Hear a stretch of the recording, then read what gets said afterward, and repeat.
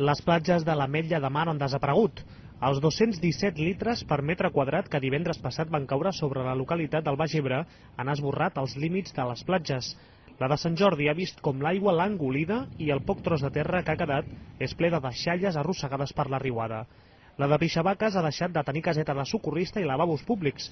Avui encara són visibles, però no a les sorres, sinó dins del mar.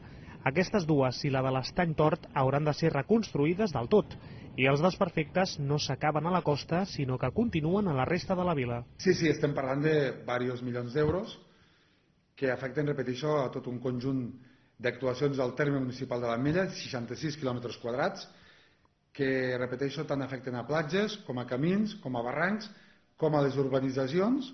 Els diferents departaments implicats, tant del govern com de l'Estat, responen amb aquesta situació, diríem, de quasi catàstrofe a nivell material, al terme municipal de l'Ametlla. L'alcalde, però, ha repartit responsabilitats entre el clima i la inexistència o manca de manteniment d'algunes infraestructures que afecten el curs dels barrancs i la xarxa de camins. L'autopista AP7 i el corredor mediterrani d'Adif en són dos exemples. Els milions d'euros necessaris per arreglar els desperfectes podrien sortir de l'Estat un cop Convergència i Unió ha presentat una moció al Senat perquè així sigui.